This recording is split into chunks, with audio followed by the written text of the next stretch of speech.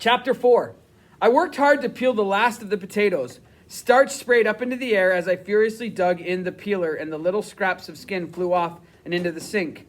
Finished, I put the potato under running water and washed off the dirt. I placed it on the cutting board and carefully cut it into 8 pieces, and then swept them off and into the pot of water. That was the last of them. Now all I had to do was remember to put them on the stove so they could start to boil before my father got home. That was at least an hour and a half away. He worked at the other end of the city, and he usually arrived home a little bit before 5:30. Sometimes it was even later if the traffic was bad along Highway 401. I hated when he was late, just hated it. The news was always filled with stories about traffic accidents. I read where car crashes were the most common way that people my father's age died. I didn't need anybody else to die, ever again. I looked at the clock on the wall. Augie would be over in about 15 minutes to study. That left me just enough time to finish cleaning up the kitchen. And there was a heavy knock on the door, and Candy scrambled down the hall, barking and snarling as she ran. I figured Augie must be really worried about the test to get here so early. "Coming," I yelled out. I grabbed Candy by the collar and forcibly dragged her away. She didn't want to come along, and it was a struggle. "Hang on," I called as I pulled her down the hall, through the living room and towards the basement. I pushed her onto the landing and closed the door, locking her away. The knocking came again, louder and harder and longer. "Hold your horses." I went to throw open the front door. "We still have plenty of time to..." I stopped myself. It wasn't Augie. It was a girl. A girl with long blonde hair, an older girl, and she was holding a big orange marmalade cat. "Are you Ricky?" she asked.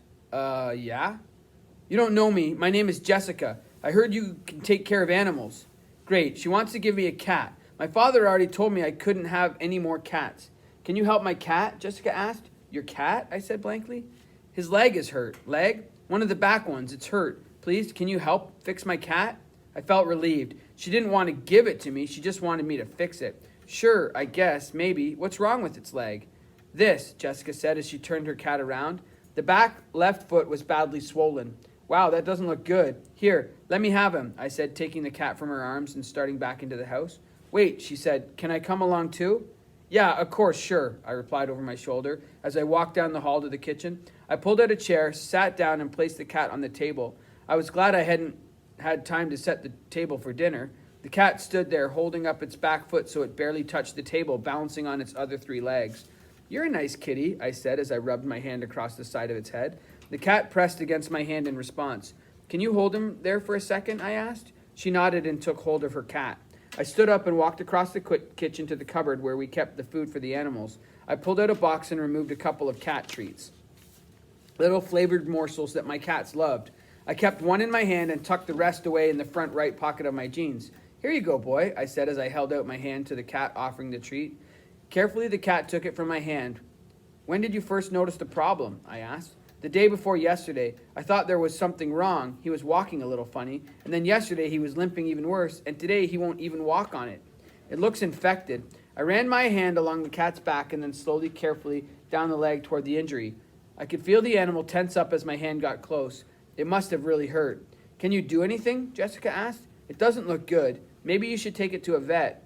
She took a deep breath and sighed loudly. I looked away from the cat and up at her.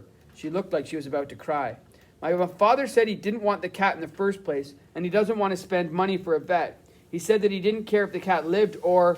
She sniffled loudly. "Can't you fix it?" she pleaded. "I can try. I'll be back in a minute."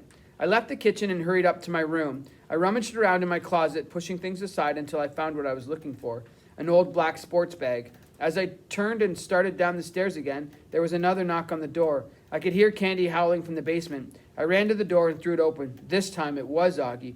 "Come on in," I said as I turned away and started back to the kitchen. "We can start studying as soon as I take care of one thing." "I need to start right away," Augie protested as he followed me. "It'll only take a few minutes. I have to take care of an animal that needs..." "Can't your stupid animals wait until..." Augie suddenly stopped as he entered the kitchen and saw Jessica sitting at the table. "It's my cat and he's not stupid," Jessica said. I didn't mean anything. I just..." Augie stammered.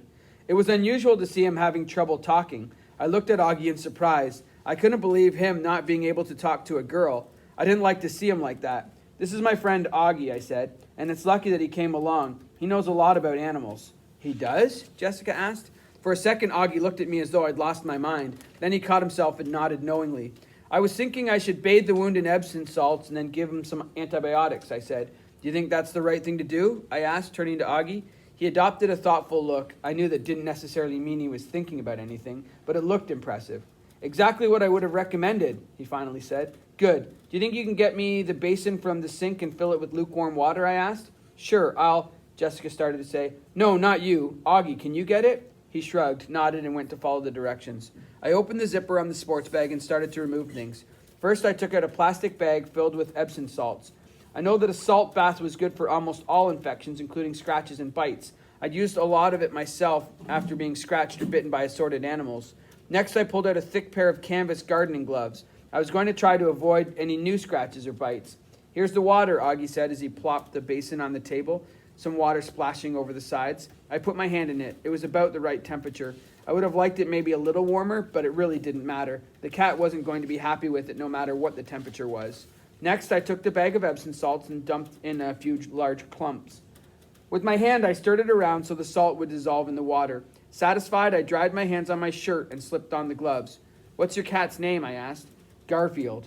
Now that was original. Well, Garfield isn't going to like this very much. I picked up the cat and carefully, and then positioned him so that the infected foot would go into the basin. Garfield recoiled at the first touch of water and struggled to get away. I held on firmly with one hand while I stroked him behind the ears with the other. It's okay, boy. He's just trying to help you, Jessica said softly. This will help to draw off the infection and disinfect the surface area so no new infection can develop, I said. And that'll be enough, she asked. Not by itself. He'll also need some medicine to fight off the internal infection. But where will I get that? Jessica asked. Go into my bag. There's a bottle of pills in there. She peered inside the bag and fished around with her hands until she found the bottle. Do you mean these? That's them, I said. Open it up. She undid the cap. What is this? Antibiotics. You have antibiotics for cats? It sounded as though she had doubts. It's not for cats, but it'll work for cats. Can you hand me one of the small pieces in the bottle? I asked. She tipped the bottle and a couple of dozen little brown broken pill pieces fell into her hand. Where did you get those from? Augie asked. My doctor? You mean veterinarian? Jessica asked. No, my doctor. It was given to me when I had an ear infection last year. You're giving my cat the same medication that you were taking? Jessica asked in disbelief. I shrugged. Why not? We're both animals. I'm just a bigger animal. That's why I've broken them into pieces. I'm about 10 times as big as the average cat, and I've broken the pills into 10 parts. Hand me one little piece. Jessica looked down at the pieces in her hand, but didn't move. She seemed concerned. Don't worry, I reassured her. I've used them for my cats before. She picked one up and handed it to me. I put it down on the table, removed one glove, and picked up the piece in my bare hand. The secret is to get it to the very back of the mouth, I explained. I held the cat tightly by the head with one hand and pried open its mouth with my other hand. It struggled and strained and tried to dig in its back feet. I felt a sharp pain as claws dug into my skin above my glove hand.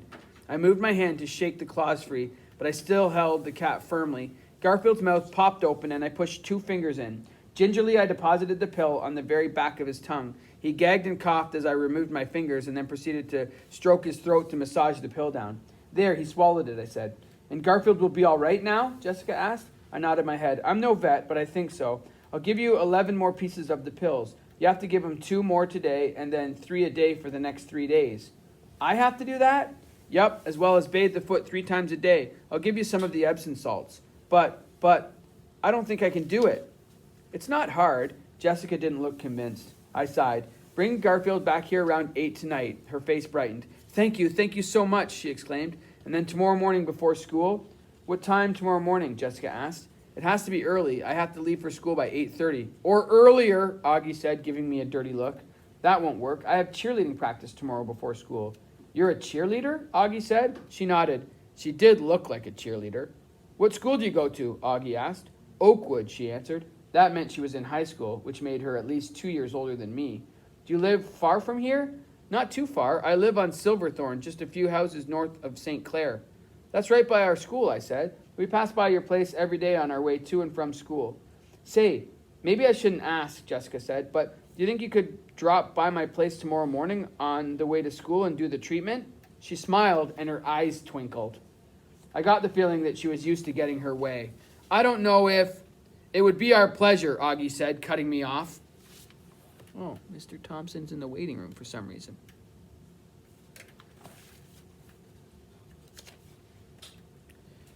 It would be our pleasure, Augie said, cutting me off abruptly. It would, I said. Of course we wouldn't mind, he continued. We? Yes, we, he said, giving me a look that told me to button it. Somebody has to help you and Jessica.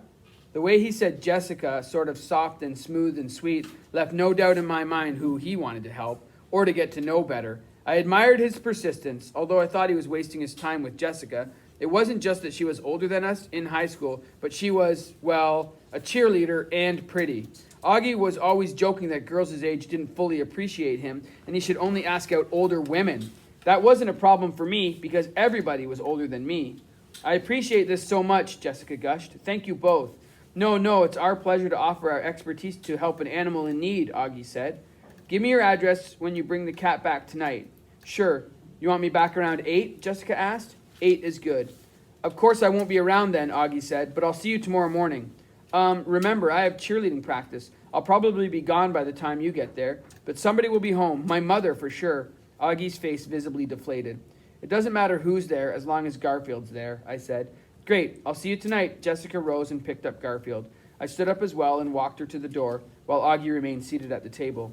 And Jessica, you have to promise me something, I said. Sure, what? I hope this will work, fix Garfield, but if it doesn't, if he isn't getting better in the next few days, you have to take him to the vet, okay? You mean this might not work? Garfield might not get better? She asked anxiously. I'm just saying just in case, okay? She nodded. See you tonight. I walked back to the kitchen. Don't look so disappointed, I said.